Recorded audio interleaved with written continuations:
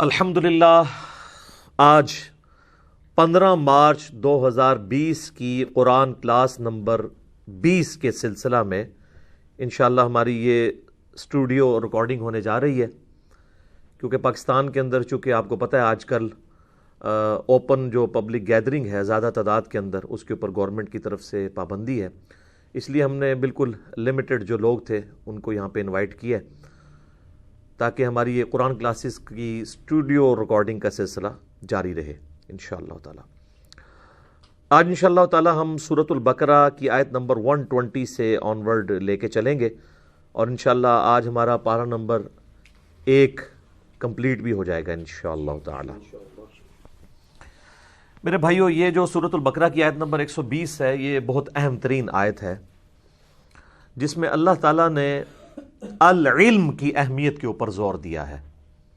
پچھلے دنوں آپ کو پتہ ہے کہ ایک بریلوی عالم کی جانب سے علم کی توہین کی گئی، اس کے جواب میں میں نے علم کی فضیلت کے اوپر چند ایک آیات اور احادیث کوٹ کی تھیں، ان میں سے ایک آیت، بنیادی آیت یہی تھی جو سورۃ البقرہ کی آیت نمبر 120 ہے، جس میں اللہ تعالیٰ نے جو انبیاء کا العلم ہے جو وحی کے ذریعے نبیوں کو دیا جاتا ہے اس کی امپورٹنس کے اوپر بڑے زوردار انداز کے اندر ایمفسائز کیا ہے۔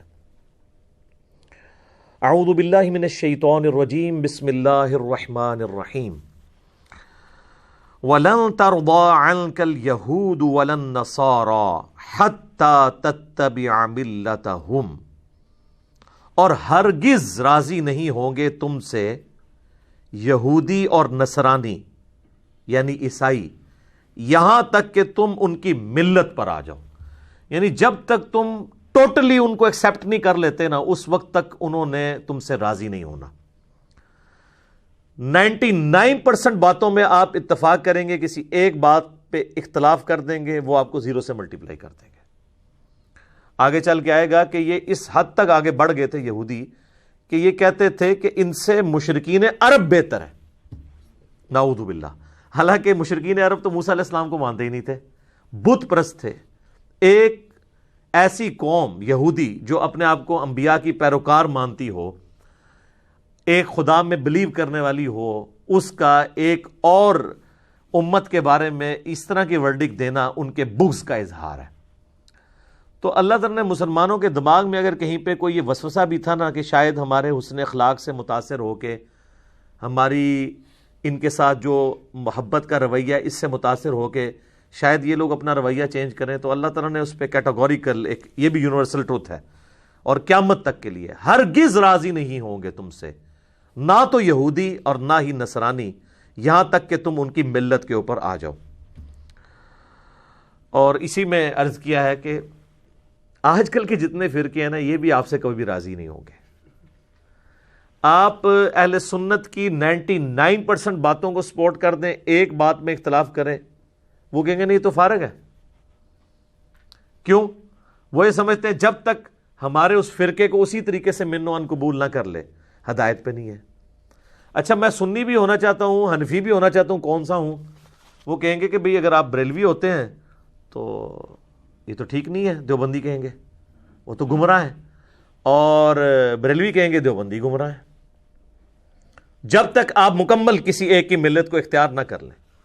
تو یہ چونکہ قرآن کی آیات جنرل ہیں، قیامت تک کے لیے ہر فرقے کے اوپر اسی طریقے سے آتی ہیں۔ اب اس میں ہمارا ایٹیچیوڈ کیا ہونا چاہیے وہ اللہ تعالیٰ نے بتا دیا کہ تم نے کیا ہونا ہے، ان کی آپ نے رضا جوئی نہیں کرنی ہے، بلکہ آپ نے کیا کرنا ہے، قل ان ھدی اللہ ھو الھدی، اے نبی فرما دیجئے بے شک ہدایت تو وہ ہے جو اللہ کسی کو ہدایت دیتا ہے۔ اور اللہ ہدایت کس طرح دیتا ہے؟ اپنے پیغمبروں کے ذریعے، کتابیں نازل کر کے، وحی کے ذریعے، اسی کا ذکر آگے آ رہا ہے۔ وَلَئِنِ اتَّبَعْتَ أَهْوَاءَهُمْ بَعْدَ الَّذِي جَاءَكَ مِنَ الْعِلْمِ، اور بفرض محال اے محبوب صلی اللہ علیہ وآلہ وسلم، اگر آپ نے بھی یہود و نصارہ کی خواہشات کی پیروی کی بعد اس کے کہ آپ کے پاس العلم آ چکا ہے، ڈیفینیٹ علم قرآن کی شکل میں، ہدایت کی شکل میں، اس قرآن کے ہوتے ہوئے اگر آپ نے بھی رضا جوئی چاہی یہود و نصارہ کو خوش کرنے کے لیے کوئی کمپرومائزنگ ایٹیچیوڈ اڈاپٹ کیا، اب یہ اللہ تعالیٰ کا کلام ہے جی، اللہ اور بندے کا معاملہ ہے. ما لک من اللہ من ولی ولا نصیر، تو اے نبی نہ تو اللہ کے مقابلے پہ آپ کا کوئی دوست ہوگا، نہ کوئی مددگار ہوگا، آپ کا کوئی پشت پناہ نہیں ہوگا اگر آپ نے بھی قرآن سے روح گردانی کر کے یہود و نصارہ کو خوش کرنے کی کوشش کی.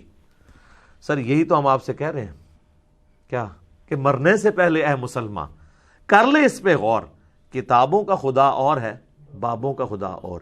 اگر آپ نے کتابوں کی پیروی نہیں کی میرے بھائی، انبیاء کی وحی کو پس پش ڈال دیا، تو اللہ تعالیٰ تو اپنے نبی کو بھی کہہ رہے کہ آپ کا بھی کوئی پشت پناہ اور مددگار نہیں ہوگا اگر آپ نے اس وحی کو چھوڑ دیا. تو سر میں نے آپ نے اگر بابوں کے پیچھے وحی کو چھوڑ دیا، یہ تو پروفٹ کو کہا جا رہا ہے، دراصل ہمیں سنایا جا رہا ہے، تو ہمارا کون پرسان حال ہوگا. اچھا اکثر لوگ کہتے ہیں یہ ذرا شعر جو ہے نا اس کو چینج کریں، مرنے سے پہلے اے مسلمان کر لے اس پہ غور، کتابوں کا دین اور ہے اور بابوں کا دین اور. اس سے تو اس کا زور ہی ٹوٹ جائے گا. دین کی ضرورت ہمیں کیوں ہے؟ اللہ کی شناخت کے لیے. اصل بون آف کنٹینشن ہے نا جو ایشو، وہ ہے کہ اللہ نے یہ کائنات بنائی اپنے تعارف کے لیے، اور اپنا تعارف کروایا اس نے انبیاء کے ذریعے، انبیاء کو دی ہیں اس نے کتابیں، اور وہ کتابیں انبیاء نے امت تک پہنچائی ہیں. کس لیے؟ دین پہ چلنا مقصد تھا؟ نہیں، دین تو ایک راستہ ہے، مقصد اللہ تک پہنچنا ہے. تو ہمارا یہ دعویٰ ہے کہ ہمارے بزرگوں نے اکثر اوقات ہمیں جس خدا کی کوالٹیز کا تعارف کروایا ہے وہ نہیں ہے جس کی کوالٹیز قرآن کے اندر آئی ہیں. میرے بھائی آپ اس شعر کی جان نکالنا چاہتے ہیں، اس کی روح ہی یہ ہے کہ خدا کا تعارف ہے اصل مسئلہ. تو مرنے سے پہلے اے مسلمان کر لے اس پہ غور، کتابوں کا خدا اور ہے، بابوں کا خدا اور. کتابوں کا خدا ہے جس کو آپ نے ماننا ہے، اور یقین کریں جب آپ کتابیں پڑھنا شروع کریں گے تو آپ کے اندر سے آواز آئے گی، کیا؟ نام ہے بابی، نام ہے بابی، میں ہوں مسلم علمی کتابی. بالکل یہی چیز جو یہاں قرآن میں آئی ہے کہ کبھی بھی یہود و نصرانی تم سے راضی نہیں ہوں گے. تو آپ لوگوں کو میں کہہ دوں کبھی بھی آپ سے نہ وہابی راضی ہوں گے نہ بابی راضی ہوں گے جب تک کہ آپ ان کی ملت پہ نہ آ جائیں. تو سر چھوڑ دیں، اعلان برات کر دیں اور کتابوں کے دین کے اوپر آ جائیں. یہاں العلم اللہ نے کہا ہے قرآن کو، سنت کو. اس میں اللہ تعالیٰ کے مزاج کا بھی پتہ چلا کہ اللہ تعالیٰ صرف وہ دین آپ سے ایکسیپٹ کرے گا جو العلم کی بنیاد پہ ہوگا بس. باقی اگر کوئی کہتا ہے میرا وجدان، میری کیفیات، میرا سوز و گداز، میرا دل نہیں مانتا، اس کو تو اسلام نے 0 سے ملٹیپلائی کر دیا. یہ بالکل ذہن میں ڈالنے بات. دل کے ماننے کے اوپر جائیں گے تو کئی ایک چیزیں، اگر میں آپ سے دل کے مان، تو یہ کئی لوگ ہیں جو یہ کہتے ہیں دل، جی ہمارا دل نہیں مانتا کہ اللہ تعالیٰ ایک شخص کو صرف 60 سال کی زندگی شرک پر گزارنے کی وجہ سے، کفر پہ گزارنے کی وجہ سے ہمیشہ کی دوزخ میں پھینک دے گا. عدل کا تقاضا تو یہ ہے کہ 60 سال کے بدلے دوزخ بھی 60 سال ہو. تو اب میں آپ کے دل کو، آپ کی کیفیات کو، آپ کے وجدان کو مانوں یا اس قرآن کو مانوں کہ انہ من یشرک باللہ فقد حرم اللہ علیہ الجنہ ومأواہ النار وما للظالمین من انصار. اس پہ میرا ایک یوٹیوب پہ کلپ بھی اپلوڈڈ ہے. کیا دوزخ ختم کر دی جائے گی؟ بعض لوگوں نے قرآن حکیم کی ایک آیت سے غلط رزلٹ نکالا تھا تو میں نے اس کا انٹلیکچوئل جواب دیا تھا باقی آیات کی روشنی میں. تو العلم کی پیروی کرنی ہے. انما یخشی اللہ من عبادہ العلماء، اہل علم کو صرف معرفت. یہ ڈگری والی علماء کی بات نہیں ہو رہی. اگر وہ کہتا ہے ڈگری والی علماء کی بات ہو رہی ہے تو بریلویوں سے پوچھیں کہ کیا دیوبندیوں کے علماء جنت میں جائیں گے؟ کہ نہیں. دیوبندیوں سے بریلویوں کے بارے میں پوچھیں، سنی سے شیعہ کے بارے میں، شیعہ سے سنی کے بارے میں. تو لہذا یہ پھر اس کا مطلب ہے کہ یہ وہ نہیں ہے. اس سے مراد واقعی وہ علم ہے جو اللہ تعالیٰ نے حضرت آدم علیہ السلام کو جب زمین پہ اتارا ہے، سورۃ البقرہ میں حکم فرمایا قُلْ اهْبِطُوا مِنْهَا جَمِيعًا فَإِمَّا يَأْتِيَنَّكُم مِّنِّي هُدًى فَمَن تَبِعَ هُدَايَا فَلَا خَوْفٌ عَلَيْهِمْ وَلَا هُمْ يَحْزَنُونَ. وہ یہ اسی پہ تو سر 100 نمبر مجلس ریکارڈ کروائی ہے، وہ ضرور دیکھیں. کتابوں کا خدا اور ہے، بابوں کا خدا اور. پھر نبی علیہ السلام کو جس چیز کی ترغیب دلائی گئی وہ بھی العلم ہے. قل رب زدنی علما، اے نبی آپ بھی اللہ کے حضور یہ دعا کیا کریں کہ اللہ میرے علم میں اضافہ کر دے، میرے عشق و سرور میں، میرے وجدان میں، میری کیفیات میں نہیں، علم بھی سب کچھ ہے۔ اچھا یہ حضرت آدم علیہ السلام کو جو سجدہ تعظیمی کروایا گیا تھا فرشتوں سے، وہ ان کی خوبصورتی کے اوپر کروایا گیا تھا یا اس علم کی بنیاد پہ کہ جو علم فرشتوں کے پاس نہیں تھا کہ وہ چیزوں کے نام نہیں بتا سکے تھے تو حضرت آدم علیہ السلام نے بتا دیے تھے؟ علم۔ تو انبیاء کی وراثت علم۔ تو سر پھر یہ یاد رکھیے، نبیوں کا دین اور ہے اور بابوں کا دین اور ہے،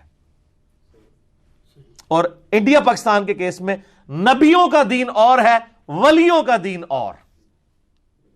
ہم تو ان کو ولی مانتے ہیں، ولی اللہ نہیں مانتے۔ من دونہ اولیاء، سورۃ الاعراف کا سٹارٹ اس سے ہوتا ہے، من دونہ اولیاء۔ سورۃ البقرہ میں بھی 256 نمبر آیت میں اللہ تعالیٰ نے یہی تو فرمایا کہ اولیاء دو ہیں، اولیاء اللہ ہیں اور اولیاء شیاطین ہیں، شیاطین کے اولیاء ہیں، شیطان کے اولیاء ہیں۔ تو یہ علم والا دین وہ ہے جو نبیوں والا دین ہے۔ وَلَا تَقْفُ مَا لَيْسَ لَكَ بِهِ علم ان السمع والبصر والفؤاد كل اولئک کان عنہ مسئولا۔ اے انسان کسی چیز کی پیروی اس وقت تک مت کر جب تک کہ تیرے پاس ڈیفینٹ علم اس کے بارے میں نہ آ جائے۔ بے شک آنکھ، کان، عقل، اس کے بارے میں پوچھا جائے گا، ان کو یوز کر کے تم نے حق بات تک پہنچنے کی کوشش کیوں نہیں کی؟ اور پھر سورہ الزمر میں آیا قل هل يستوي الذين يعلمون والذين لا يعلمون انما يتذكر اولو الالباب۔ اے نبی فرما دیجئے بھلا علم والے اور بغیر علم والے برابر ہو سکتے ہیں؟ نصیحت تو نہیں حاصل کرتے مگر عقل والے۔ اور یہ آپ کو کیا کہتے ہیں؟ عقل والے۔ عشق دے چلے نمبر لے گئے، عقل والے انجے ہی عمرہ گالیاں اور سر ہر شے پٹھی ہے تہاڈی، اور اللہ کہہ رہا ہے عقل والے نمبر لے گئے۔ وہ کہتے ہیں جی وہ خاص کیفیات ہوتی ہیں جی، شطحیات ہوتی ہیں جی، وہ مجنون ہوتے ہیں جی، مجذوب ہوتے ہیں جی، وہ سیدھا سیدھا کو پاگل ہوتے ہیں۔ ٹھیک ہے ٹھیک ہے، ادھر تسی جو مرضی لفظ رکھ لو۔ تو قلم اٹھا ہے تو قلم تو ہم بتائیں نا کہاں کس پہ اٹھا ہوا ہے۔ وہ صحیح بخاری میں مولا علی کا تعلیقاً قول لیا ہے امام بخاری نے، اور سنن ابن ماجہ میں مولا علی نے نبی علیہ السلام سے وہ مرفوعاً روایت کی ہے کہ 3 طرح کے لوگ ہیں جن سے اللہ نے شریعت کا قلم اٹھا لیا ہے۔ نمبر 1 جو نابالغ ہے، نمبر 2 سویا ہوا شخص، اور نمبر 3 جو پاگل ہے یا مجذوب ہے یا مجنون ہے یا وہ آپ کہہ لیں کہ ایک عشق کے اندر ڈوب گیا ہوا ہے، ٹھیک ہے، قلندر ہو چکا ہوا ہے، جو مرضی نام رکھ لے۔ تو صرف پاگلوں کی پیروی کا حکم تو نہیں ہے نا، علم والوں کی پیروی کا حکم ہے۔